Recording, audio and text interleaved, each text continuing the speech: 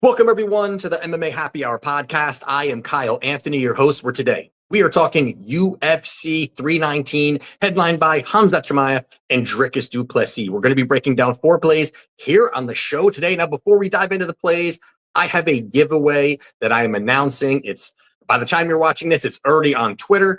So you got to enter on Twitter at Kyle Anthony UFC. So check me out over there. But I am giving away an Aaron Judge, if I can get it over here, an Aaron Judge graded mint condition rookie card. I'm going to be giving that away. It's going to have something to do with the main event. So we'll be giving that away. Enter on Twitter at Kyle Anthony UFC. Check that out. And also, I do have a 5% max bet up right now. We cashed the last max bet on Bryce Mitchell at minus 125. Have another moneyline max bet winner this Saturday. So check it out. Link down below if you want to become a client. We'll be having a lot of plays and we'll be adding to that pack as we get closer to fight night. Now, with that being said, let's dive into the main event of the evening between Khamzat Chimaev and Dricus du Plessis. Now, we've got Chimaev, a big favorite here, minus 230 on the comeback here. We've got Dricus du Plessis at plus 190. Now, when you look at Chimaev, we know what we're getting from this guy, right? Not much to really break down because we know what we're getting from this guy. He is an elite level wrestler. He's going to move forward. He's going to be really coming out, guns blazing, looking for that first round finish. He really, goes balls to the wall early, has an 8-0 UFC record right now with 5 of them coming within the first round. And quick first step for him, really good level changes, times them very well. He's got slick back takes. I mean, we know what we're getting from this guy. If he gets you down early, you are in a lot of trouble. Now, the one thing here that you got to look at, and I think it's going to be the civil war within the Twitter community and with anyone who's really breaking down this fight, talking about this fight. And my biggest issue here when we're talking about Chimaev is his cardio. Now, you're going to get all types of opinions here, and that's what gambling brings and sports betting brings, is a lot of different opinions. And the one thing here that I think is pretty clear, and going back and watching tapes, is that any fight that has been extended for Chimaev, he has slowed down.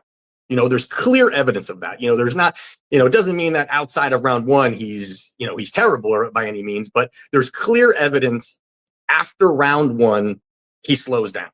Now, that to me, we've seen where, the explosiveness slows down, and the 2 fights we're going to talk about, which is the Usman fight and the Burns fight. But, you see where, early he's quick, he, can get to the back, he's fast, all these things. He out muscles guys. But after that, outside of round 1, he slows down. And we have seen the attempts become a little bit more sloppy. His top control becomes a little bit more sloppy. And I know me saying anything that Chimaev does on wrestling sloppy is definitely going to have the, the comment section or those kinds of things coming after me. But, you see it, it's there. And with the Gilbert Burns fight, round 1, all Chimaev, you go into round 2, Burns dominated, I would say, clearly outlanded him, even rocked him, had that Spartan kick, pushed him back. I think that was a second round too, and won. And then we go into the third round where Burns, I believe, slightly outlanded him, but it was very, very, very close of a fight. But you see the clear decline from round 1 where Chimaev is just not economical with his cardio at all because he's such a bully in that first round. But the same thing was happening with the Usman fight. First round, all Chimaev, he gets the back, he takes him down. All these great things are happening for him. We go into the second round, very close round. You can give it to whoever you want to give it to there, but I thought maybe Usman took it. You go to the third round, another very close round where Usman outlanded him 22-13 on significant strikes. It was the takedown that got it, but a very, very close fight. And I know that any Chimaev backer is going to kind of, pin their flag on that Usman fight and say, hey, look what he did to Usman, right? Usman is elite level wrestler. Look what he did. But that was not anywhere near the peak physical condition of Usman going into that fight. There's just zero chance of him being at his best. First being the fact that I think some people forget is that this was short notice. And not only was it short notice, but it was on 9 days notice. So that already is, a lot to take over already, where you've got 9 days notice and you're about to go into the cage against Chimaev. The other part of this being the fact that he had to fly halfway around the world to get to Abu Dhabi to get to the fight. So now you're talking 9 days notice, flying halfway around the world, and now on top of that, it's the first time that Usman has fought at 185. So he had to fight up a weight class, fly around the world, and be prepared in 9 days to fight Chimaev. That is, to me, is a big ask, where still Usman, I thought, had a pretty good account of himself there, but that was a very watered down version of Usman. There's just no doubt about that. There was just a watered down version of him. And also, you can kind of argue and debate it, but if those two fights with the Burns and the Usman fight were 5 rounds, does he win them? Does Chimaev win them? Things were tilting down the other way, and these guys are top level guys. That's where I put DDP. I put him as, obviously he's a champion, an elite level guy. And if he can get through that first round, it starts to really slow things down. The win probability for Chimaev, I believe, does decline dramatically outside of round 1. Now you've got, DDP, who is proven guy with a gas tank, who's, might be awkward. He might have an unorthodox style, but it's a proven style that has been working for him. And, it's something where you look at Merab, there's times where he does some goofy shit out there, but he's got the cardio, he's got the wrestling, he can stay on you, he can be consistent with it, he can smother you, he'll give up first round sometimes, and then he'll be able to, or the first round will be pretty close, and then he just starts to take over as the fight goes. And you look at, DDP, over his last 3 fights, he went 2 full hard 5 rounds. The other one was a 4-round fight. Well, it ended in the 4th round, where he ended up submitting Israel Adesanya in that 4th round. And I too believe that DDP weathers this storm. I really do. I think that, he's a well-rounded guy. People forget he is a well-rounded guy. He's got, out of his 23 victories, 20 are by stoppage. He's got 11 submissions, 9 knockouts. This guy is very, very well-rounded. And if Chimaev doesn't get that finish in that first round, I think that you can see DDP building momentum, starting to land the bigger shots, starting to pick him apart. It's not a hidden thing that Chimaev is going to go after him in that first round. It's not hidden. We know what he's going to do. Chimaev isn't already talked about it as well. I'm going for it early. So I do think being the better striker, having the better cardio, having ground game, and being able to kind of survive that first round, I believe at this price, this is DDP all day here for me. I mean, I like him in this spot here, especially at we're talking about almost a 2-to-1 dog. Give me DDP to get the job done here. And I think it's end still. Next fight here we're going to talk about is going to be Edson Barboza. He is -140 on the comeback here. We've got Jakar Klose. He's +115. Now, looking at this fight here, you've got Klose, who is a well-rounded fighter. He's got some good boxing, does fight well behind that jab. He can mix it up a little bit. He's pretty good in the clinch. And there are some things that he can do well. And, even work the takedowns, get the takedowns involved. But when you're looking at this fight and going back and watching tape, there are a lot of spots here that I think that that Edson could go out there and capitalize on Klose. And I think the first thing being the fact that Klose needs takedown. This is another spot where I think, he's, standing and throwing with Barboza is not going to be, working out as well for him here. I think he needs these takedowns. I think he needs to get into the clinch, and he needs to find some kind of control time on Barboza here. And you also add in that, yes, Jakar does have,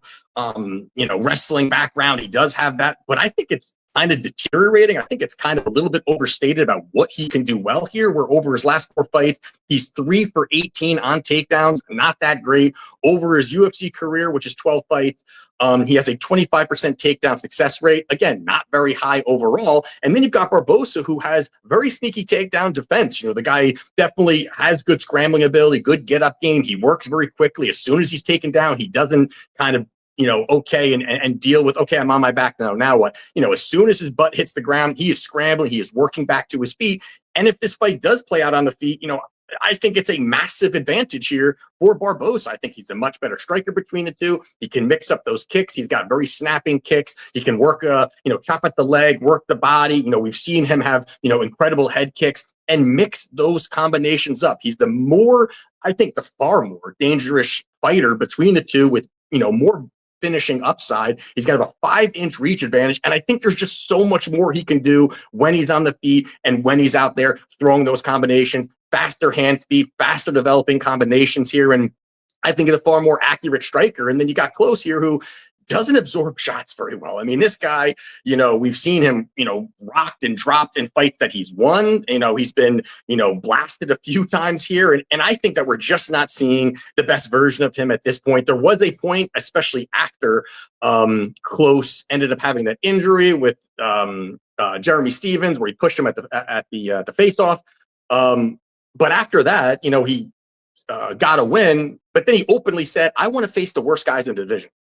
That's what Klose said. I want to face the worst guys in the division. I'm looking for paychecks. Then they stepped him up against, finally, after a few wins, they put him against Joel Alvarez, who blasted him and knocked him out. I think this is a situation here where Klose is out the door. I think Barboza at 155, it's a great weight class for him here. He's not draining himself at 145. I think it's going to be a great showing for him here. So I do like Edson Barboza here. I do believe he gets the job done. We're seeing this line tighten a little bit. I like Barboza at -140. Next fight here we're going to talk about is going to be Lupi Godinez. She is -162. In the comeback here, we've got Jessica Andrade.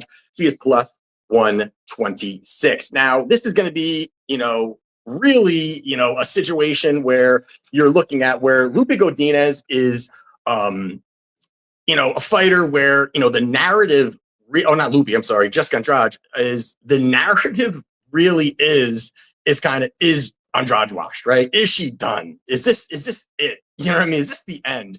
And we've seen her where, she has looked unmotivated. She hasn't looked that good. She had some flat performances here, but more or less, I kind of put it more towards she has had a lot of, out of the cage issues here. She had a very public divorce where she talked about, I guess, her wife ended up, either taking money or, whatever it was. And then they had to split whatever they had. Most of the money was Andrade's. Whatever the situation was, she was taking tons of short notice fights, just looking to get paychecks here. And now we're, I think, starting to see her kind of be refocused a little bit here. Plus, she's only 33 years old. As old as we think Andrade is, she's 33 years old. It's really, if she puts, I think, a little bit of effort here into this year, I think she finds success. And, you look at, over her last few fights, I thought she has looked a lot better. She goes out there, she runs through Mackenzie Dern, dropped her multiple times, looked good, goes out there, beats Marina Rodriguez, and then she loses two, which I think is being a little bit overvalued here as in a loss, where you're looking at, she lost to Natalia Silva, who is absolute beast out there. We're seeing her, obviously we all know she's going to continually get better and climbing the ranks. And Jasmine Jasudavicius, which is just a terrible matchup for a lot of people. She goes out there, she gets the wrestling going, and she's just a massive female for the division, where you've got Lupi on their side here. She lost to Dern. I thought wasn't a very good look for her overall. She had a very close fight with Julia Palastri, who I don't think Palastri is very good at all, yet Palastri still outlanded her. It was the takedowns that got her that victory. And then the other part here is the fact that I think that Andrade at the strawweight division is another situation where it's a great version of her.